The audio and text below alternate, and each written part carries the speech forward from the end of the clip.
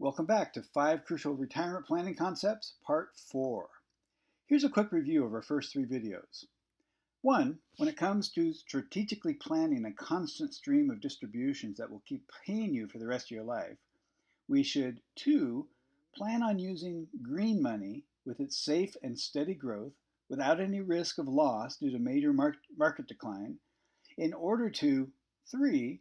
Give yourself enough income prior to age 70 without Social Security so that after age 70 you'll be able to receive 76% more Social Security for the rest of your long life.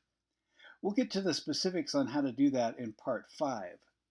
But for now, in Part 4, we're going to learn the importance of mitigating potential catastrophic destruction of our retirement planning in the event that we incur long-term care expenses.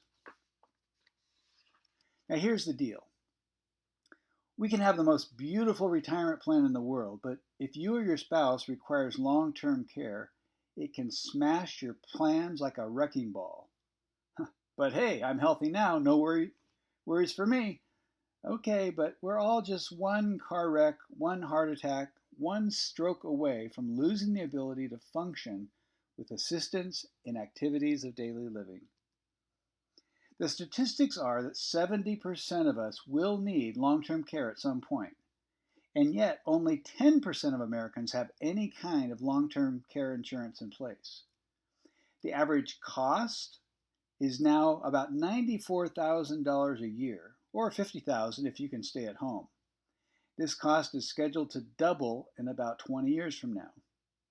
So right now, the average couple will spend about $250,000 on long-term care expenses before they die. Well, that's enough to wipe out a lot of nest eggs, isn't it? No wonder 68% of Californians worry about how they're ever going to pay for it. But what about Medicare?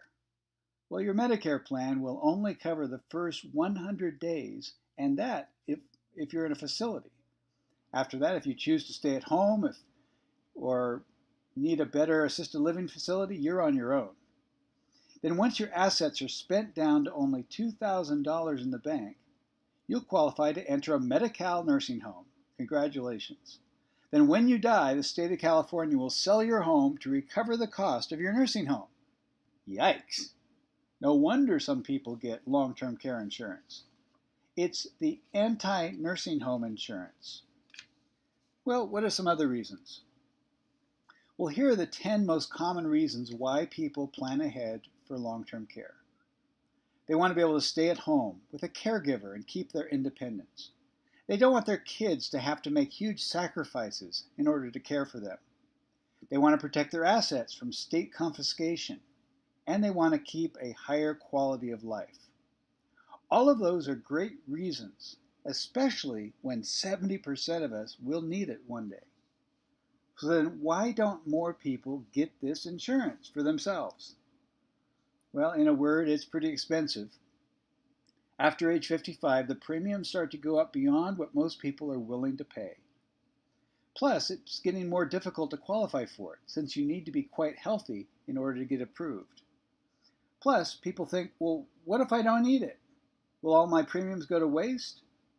So the current trend is to get a hybrid, either with a single premium life insurance or an annuity plan, which allows the value of those policies to triple, sometimes more, in value if you end up needing long-term care later on. And the cool part, if you don't end up needing long-term care, all that money you put into it goes back to your heirs. Now, there's even one company that will give you back all your money if you just change your mind for any reason. Somebody said, needing this kind of insurance is kind of like needing a parachute. If it isn't there the first time you need it, chances are you won't be needing it the second time around. Well, that's right. So what if you could triple a pool of your money tax-free and then spend it tax-free on long-term care? Well, the Pension Protection Act of 2010 says that if an annuity product is PPA compliant, you can receive long-term benefits from that annuity tax-free even if you funded it with qualified money from your IRA or 401k. And if you're already an annuity owner, you could upgrade that existing annuity to a PPA compliant annuity, tax-free, and then you can take tax-free distributions to cover qualifying long-term care expenses in the future. That's very cool. And then if you don't need it, you pass on any unused portion to your children. Kids tend to like that part. In fact, if your kids are doing pretty well, they might want to get this for you. If they could make $50,000, say, magically turn into $150,000 for long-term care, it's a win-win for them. But even if they can't help you out like that, I'd suggest you be nice to your kids. They will be choosing your nursing home, or they'll be the ones who allow you to stay in your home. The most important thing to remember is this. If you or your kids haven't allotted any money to long-term care expenses, then you and your kids have potentially allocated all of your money to long-term care expenses. So it is wise to make a plan, whether that plan involves insurance or not. Well, that concludes part 4 on long-term care funding. Please share these links with your friends by email, Facebook, and Pinterest. Spread the news on how they too can retire risk-free.